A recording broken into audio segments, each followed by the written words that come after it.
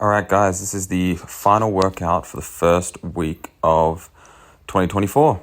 So I was meant to do a jump/dunk session, but the indoor courts that I normally use were all booked for camps and whatnot for kids during school holidays. So I won't be able to start using that till after the school holidays, which is in, I think, 2 or 3 weeks. And then I was just going to do an outdoor session and keep it quite short, just because jumping on concrete's not the best for your knees, especially when you're coming back from an injury.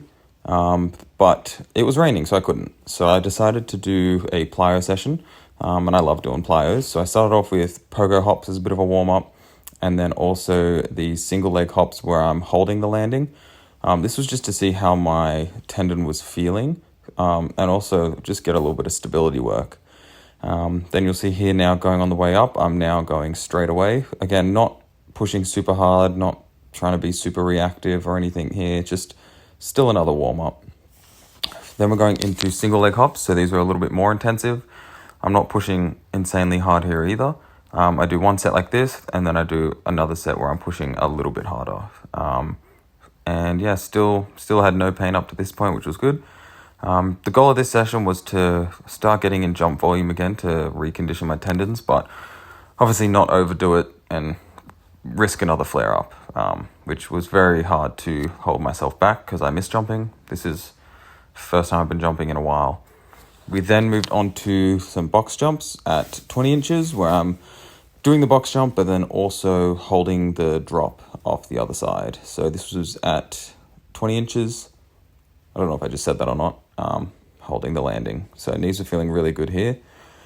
Just did set of 5 and I did 2 sets of this. I only recorded the one, but I did 2 sets, and then I moved it up to 1 set at 24 inches, doing the same thing. So jumping up and then landing.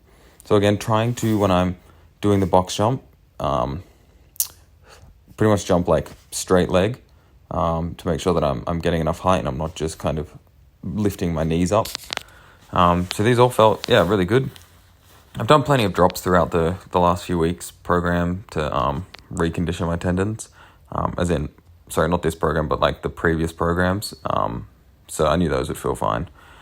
And then here we're going into some depth jumps. So I wasn't really, depth jump, drop jumps, I wasn't necessarily specifically trying to do one or the other. I was just kind of dropping off, landing and jumping. I wasn't necessarily trying to go low and go for height and less ground contact. I wasn't necessarily trying to go for like a deep knee bend and height, but I also wasn't trying to go for like low ground contact times either and like speed off the ground. I was just kind of doing what felt good, testing out what kind of felt right for my knees, if anything was kind of going to hurt or whatnot. And yeah, none of it really did. So you see some I'm on the ground a little bit longer and I'm jumping a little bit higher. Others I'm getting off the ground quicker but not jumping as high. So I was just kind of playing around with that, to be honest. So again, this is off the 20 inch. I did 2 sets of that, and then I went up to the 24 inch and was just doing singles of this. So I recorded every single I did. I can't exactly remember how many I did, so that was the second one. I did 2.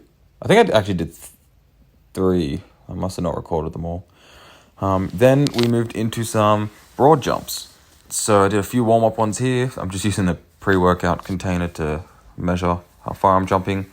Probably not extremely accurate, but I wasn't really going for records or anything like that. And I'm not going to actually use a lot of broad jumps in this program. It was just something to do to see how the knees felt. But each time just trying to jump that a little bit further and further. This was a really fun session. I would have preferred to be able to do like a proper jump session, but I think it was also good to do this just to see how the knees felt in a bit more of a controlled environment when I'm not trying to just jump my hardest and dunk. And sometimes when you're doing that you don't land the best, whereas this I was in full control of all my landings. So I worked up to just single max effort jumps, and I measured it at, I think it was 9.5 feet or something, and my best all time is 10 feet, but that was when I was actually training broad jumps in a cycle. This is the first time doing them in quite a while. And again, I wasn't trying to push extra hard. And then here we did repeats. So there was 2 lines in the turf, and I was just seeing how many jumps it took me to get to there. You can actually see just there where that second line is. So I could easily clear it with 3 jumps. From there, we then worked into basically just penultimate stride jumps, slowly building up the intensity of how hard I jumped. So these were all I basically went from about probably 50% to 80% there. And then here I started getting up to singles at like 90 to 100-ish percent. I was pushing into the ground in terms of like the jump as hard as I could, but like the approaches, like my penultimates and whatnot, I wasn't pushing overly hard because I was wearing runners on turf, so it's not like it's the most grippy surface. But yeah, really happy with how well that went. I felt a little bit heavy just because I hadn't really been, jumping much. But yeah, all in all, it was a good workout.